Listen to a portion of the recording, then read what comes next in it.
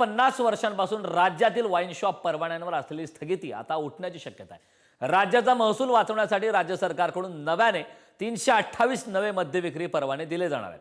विदेशी मद्य निर्मिती परवाना देण्यासाठी अजित पवार यांच्या नेतृत्वाखाली समिती नेमण्यात येणार आहे। यावरून आता चांगलंच राजकारण मात्र तापलं। बेवड्यांचा महाराष्ट्र करायचा आहे का असा सवाल जितेंद्र आव्हाडांनी केलाय।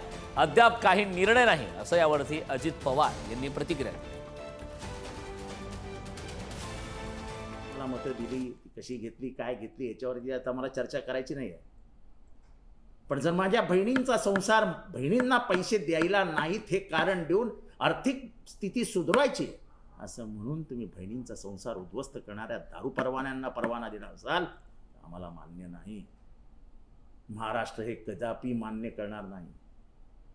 समोर श्रावण येतोय, आत्ताच आषाढी गेली आहे। वारकऱ्यांचा महाराष्ट्र, साधू संतांचा महाराष्ट्र का बेवड्यांचा महाराष्ट्र?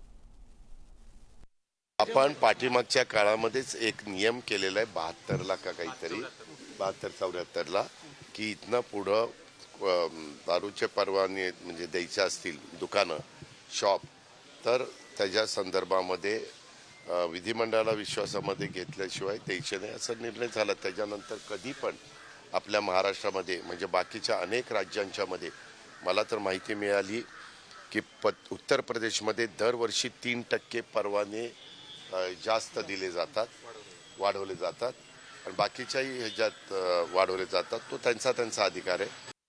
वाईनची कंपनीची स्थापना संजय राजारामरावच्या मुलीचीच आहे आणि हा झिंग झिंगाट कुठे असतो याची थोडी जरा माहिती मी बाहेर दिली ना तर मग ह्या महाराष्ट्राला चेहरा दाखवू नाही शकणार। म्हणून अवकाशात राहून बोलावं संजय राजारामराव। उत्पन्न वाढवण्यासाठी वेगवेगळ्या ज्या पॉलिसीज ज्या आहेत सर्वसंमतीने घेतात। तुम्हाला सगळ्यांना माहिती आहे की शासनाचा खर्च वाढतो आहे। अजून वेगवेगळ्या लोकांचे, शेतकऱ्यांचे, यांचे त्यांचे सगळे पैसे द्यायचे आहेत।